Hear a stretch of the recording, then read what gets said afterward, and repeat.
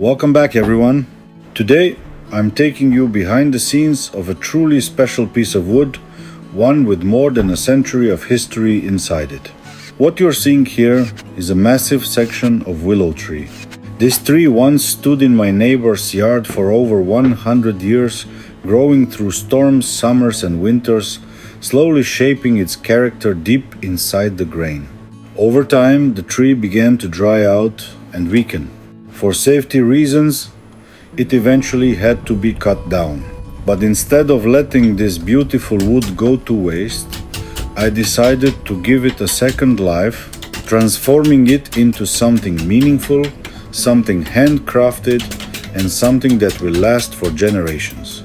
Stay with me, because by the end of this video, you'll see exactly what this ancient willow will become. Before mounting this massive piece of willow on the lathe, I carefully cut it down to a workable size. Because of its weight and the strong off-center balance, safety always comes first in moments like this. I put on my power cap face shield, making sure I'm fully protected before the wood starts spinning. As the lathe comes to life, the first goal is simple: to bring chaos into control. I begin by leveling the outside of the blank, slowly shaping it into a balanced form. Once the rough edges are under control, I switch tools and start defining the shape more precisely, allowing the natural character of the willow to guide every cut. With each pass, the raw log slowly transforms into something intentional, and the real craftsmanship begins. Once the outside shape is established and the piece is fully balanced, it's time to prepare it for the next stage. At the bottom, I carefully form a tenon, a precise gripping point that will later lock securely into the lathe jaws. This small detail is what holds everything together. It allows the bowl to sit firmly, rotate smoothly, and stay perfectly centered while I hollow the inside. Strong, clean and accurate, because every great piece starts with a solid foundation. With the tenon finished, the real transformation can continue. Now it's time to refine the final outer shape. With the 16mm ball gouge, I begin defining the true silhouette of the piece, removing just enough material to reveal the form that has been hidden inside this willow for over a century. At this stage, every movement matters. The curve has to feel natural, balanced, effortless. This is where instinct takes over, where experience quietly guides each pass of the tool. I'm curious, when you look at this shape forming, what do you think this piece will become? Let me know in the comments before the final reveal. I'd love to hear your guesses, because right now it could still be many different things. And that's the beauty of turning. The form slowly reveals itself, one cut at a time. With the outer form now complete, it's time to turn my attention to the inside. This willow is still extremely wet, heavy, with moisture after more than a century of growth.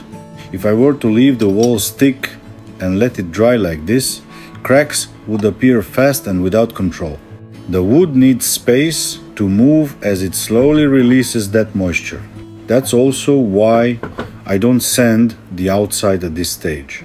The surface will still change during drying, so refining it now would only be temporary. By thinning the walls, I give the wood space to breathe and move naturally, preparing it for a controlled drying process that I'll speed up later in the video. To keep everything secure, I mount the piece using my largest jaws, locking it firmly by the tenon. Once it's flipped and perfectly centered, I move into a special step.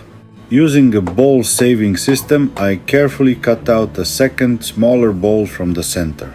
This inner piece won't be wasted. I'll set it aside to dry as well, and later it will become its own finished creation, Two future bowls born from 100 years of growth. Nothing wasted, only transformed.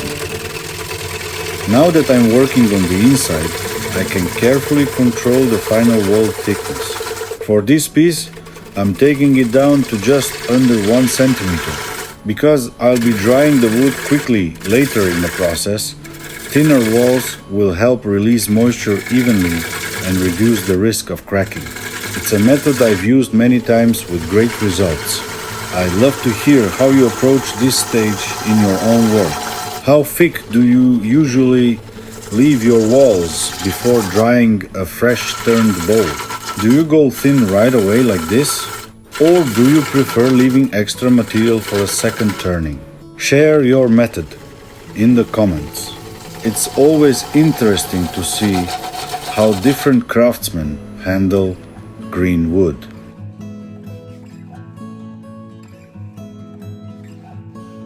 Now that the basic inner shape is established, the next step is to thin the walls evenly from top to bottom. Uniform thickness is essential. It allows the wood to move consistently and prevents stress points. I always begin right at the rim, working downward in smooth, controlled passes. For this stage, I'm using a 16 mm ball gouge to refine the interior. But as the curve deepens, I'll need to switch tools. This gouge can't quite reach the very bottom. Once I get closer to the base, a different tool will take over, allowing me to finish the hollow cleanly and accurately. Step by step, the walls become lighter, thinner, and more responsive, and the entire piece starts to feel more alive in the cut. With every controlled pass, the thickness becomes more consistent and precise, bringing the entire form into perfect balance. The interior now flows smoothly from rim to base, setting the foundation for everything that comes next in the build. At this point, it becomes clear that this project isn't turning into a bowl. Instead, I drill a 40 mm hole straight through the center of the piece. This single opening completely changes the direction of the build, and suddenly, the final result is no longer so obvious. So now I'm curious, what do you think this will become in the end? A lamp, a sink, or something completely different? Share your guess in the comments before the reveal, because from this moment on, the transformation takes a whole new path, and the real story of this willow is just getting started.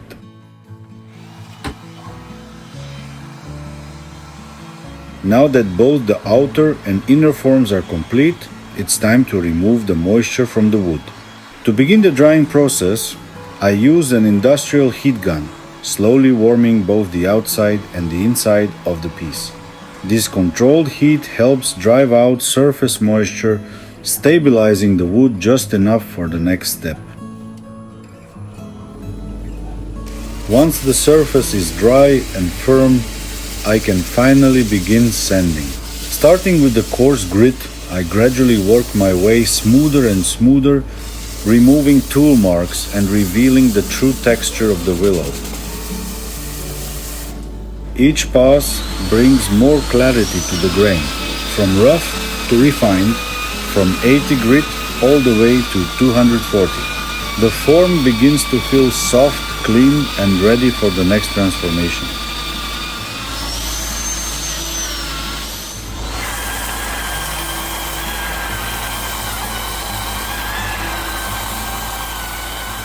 With the first stage of sanding complete, and I say first stage because this piece will be sanded once again after the second drying, it's time to remove the tenon. I flip the piece back around on the lathe, carefully repositioning it so I can access the base. This step requires precision. The tenon has done its job, holding everything securely during shaping and hollowing. Now it needs to disappear. Slowly, I turn it away, blending the bottom into the overall form. As the excess wood is removed, the base begins to flow naturally with the rest of the piece clean, balanced, and uninterrupted.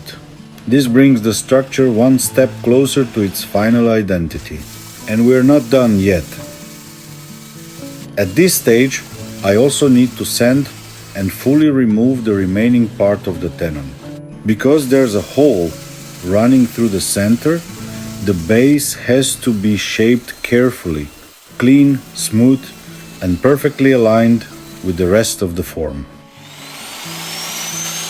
I carefully sand and remove the last remains of the tenon.